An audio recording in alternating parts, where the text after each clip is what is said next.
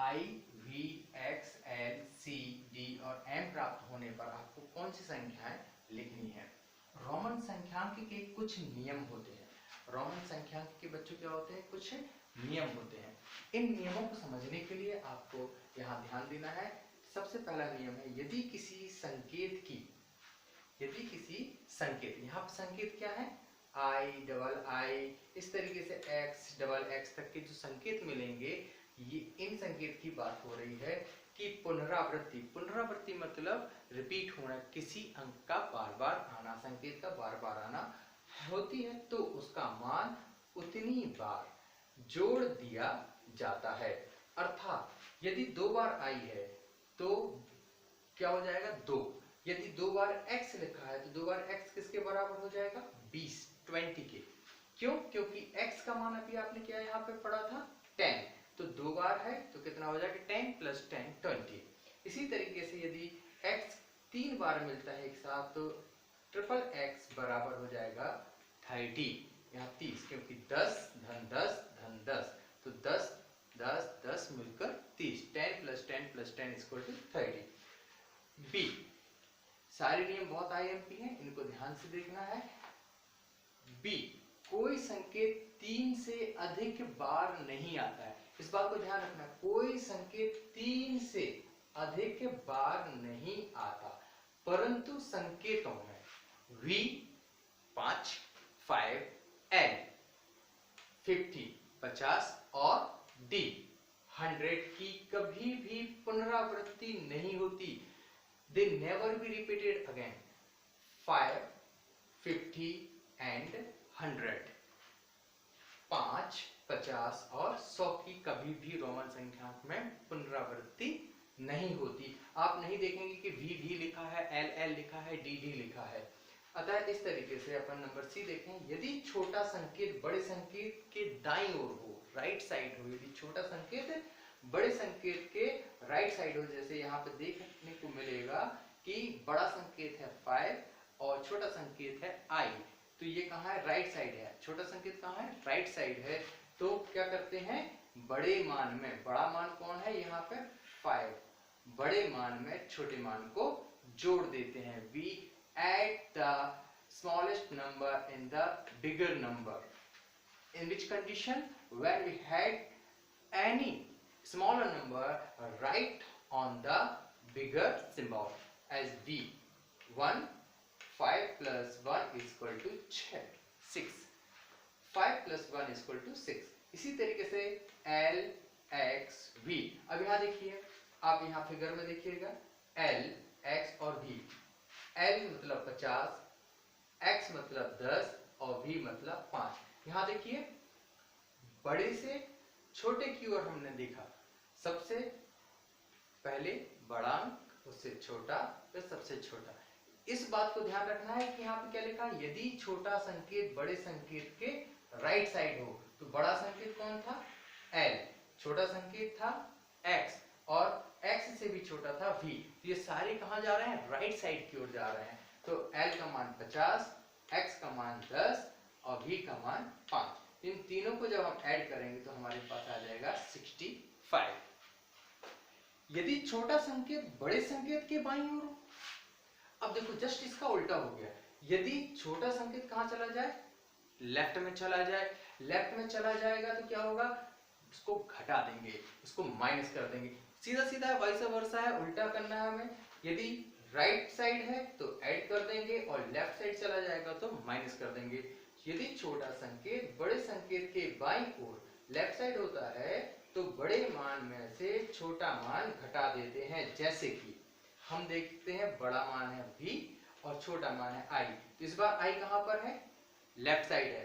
पहले I कहाँ था, राइट साइड था। तो इस बात को ध्यान रखना है कि यदि राइट साइड हो, दाएं साइड हो तो जोड़ देंगे और बाईं साइड हो तो घटा देंगे। तो देखो V का मान, जो बड़ा मान होता है उसको हम पहले लिखते हैं, फिर यदि लेफ्ट में है तो माइनस कर देंगे और राइट में होता है तो प्लस कर देते हैं। अभी हम लेफ्ट की बात कर रहे हैं, तो 5 में से 1 घटेगा तो 4, 5 - 1 = 4। इसी तरीके से देखिए X और C लिखा हुआ है, तो बड़ा मान कौन सा है, हमारे को कुछ आधार बेसिक्स नियम को याद करना। C 100 and X 10, तो बिगर नंबर इज सी, तो सी को हम पहले लिख देंगे 100। चूंकि 10 लेफ्ट साइड है, छोटा मान कहाँ है, लेफ्ट में है, इसलिए हम माइनस का साइन लगा देंगे और x की वैल्यू 10 लिख देंगे। तो 100 माइनस 10 इज इक्वल टू 90। अब आपको एक रोचक बात ये ध्यान रखनी है कि V, L और D को कभी घटाया नहीं जाता है।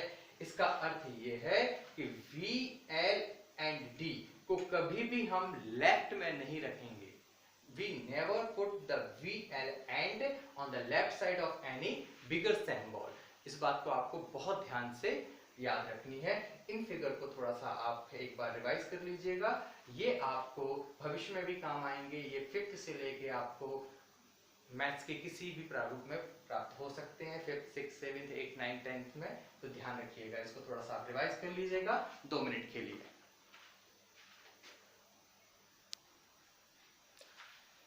तो बच्चों 2 मिनट में आपने रिवाइज कर लिया होगा और अब हम देखेंगे उसके पश्चात एक है IMP थिंक है, जो आपको ध्यान रखनी है कि संकेत I को केवल V, ध्यान रखना, संकेत I को केवल V मतलब 5 में से और 10 मतलब x में से घटाते हैं, और x को, x ध्यान रखना, x मतलब 10 को L मतलब 50, M का अर्थ आपको पता है ना, 1000 बताया था, और C मतलब 100, इन 3 में से घटा सकते हैं। मतलब आप यहाँ पे समझ गए होंगे कि बड़े में छोटे को घटाने के लिए बड़े के हम लेफ्ट में लिखेंगे, बड़े के हम बाईं ओर लिखेंगे। इस बात को आपको ध्यान, जो पहले हमने कुछ नियम लिखे थे उसमें आपको बता दिया है।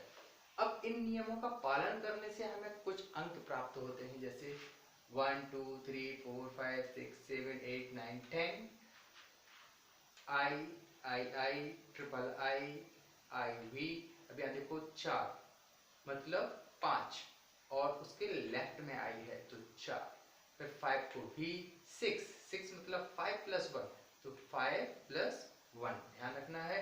7 5 प्लस 2 तो 2 को क्या लिखा था, I तो 5 और 2। 8 5 प्लस 3 तो 5 और 3 का ट्रिपल I।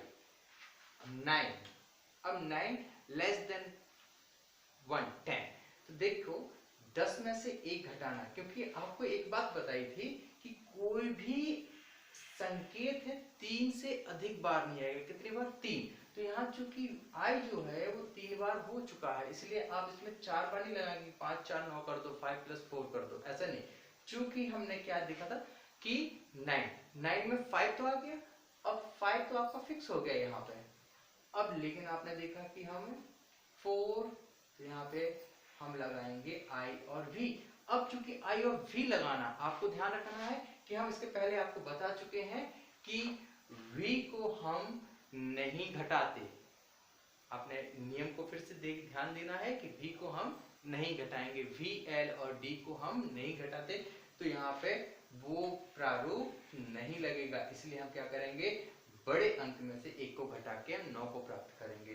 तो 10 और ऋण 1, चूंकि हम लेफ्ट में लिखेंगे तो माइनस हो जाता है, तो 10 ऋण 1 बन जाएगा 9 और x को हम 10 लिखते हैं। इसी प्रकार से आप देखिएगा 20 में 10 प्लस 10 20 30, x 3 बार आया है, ओनली 3 टाइम्स, तो 10 धन 10 धन 10 30 हो जाएगा।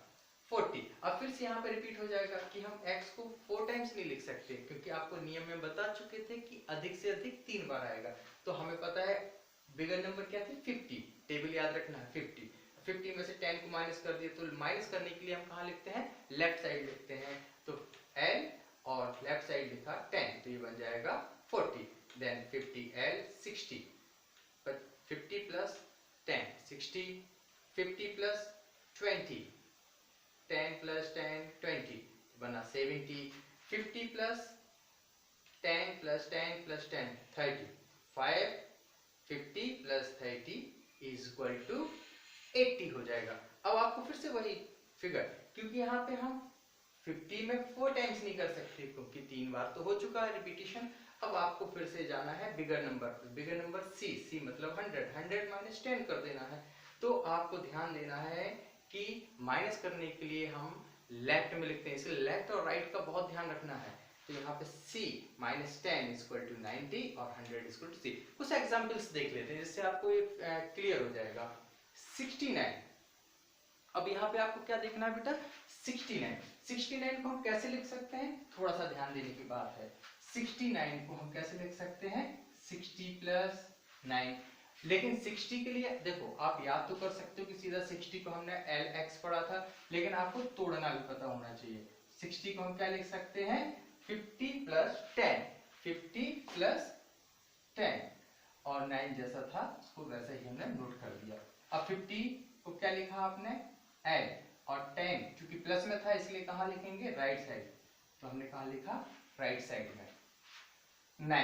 9 को कैसा लिखते थे अपन, IX, देन इसके बीच में क्या था सिंबल, प्लस का, तो जोड़ देना है तो LXIX। इस तरीके से नॉर्मल तरीके से आप इसको हल कर सकते हो। 98, अब एक अपन ने प्लस का ले लिया तो एक माइनस का ले लेते हैं। 98 को हम कैसे लिख सकते हैं, 90 प्लस 8। अब 90 को क्या लिख सकते हैं, 100 माइनस 10। यहाँ पर मुख्य है आपका माइनस, ध्यान रखना है, मुख्य क्या है, माइनस हुआ है। माइनस हुआ है तो ये कहाँ चला जाएगा, क्योंकि प्लस हुआ था तो ये अंक राइट साइड थी, RIGHT, और यहाँ पे चूंकि माइनस हुआ है इसलिए ये अंक कहाँ चला जाएगा आपका, लेफ्ट में, लेफ्ट साइड चला जाएगा, और C जहां था आपका एज इट रहेगा। क्लियर है। अब 8 को 5 प्लस 3, तो यहाँ पे चूंकि साइन किसका था, 90 प्लस 8, प्लस का, तो प्लस था तो 8 कहाँ चला जाएगा आपका राइट साइड में, और जो 10 था वो कहाँ चला जाएगा, लेफ्ट साइड में, और C जो आपका बेसिक पॉइंट था वो था 100, तो 100 माइनस 10, 100 माइनस 10 प्लस 8, इस तरीके से आपका क्वेश्चन बन जाता है, ये आपका आंसर हो गया। क्लियर हुआ बेटा। यदि कोई डाउट हो तो आप इसको एक बार फिर से रिवाइज कर लीजिएगा और फिर इसके बारे में अपन और आगे विस्तृत चर्चा करेंगे। यदि आपको ये वीडियो पसंद आता है तो इसको लाइक और सब्सक्राइब करना ना भूलें। सब्सक्राइब करने से आपको आगे किए जाने वाले और भी प्रश्नों का और किए जाने वाले नियमों का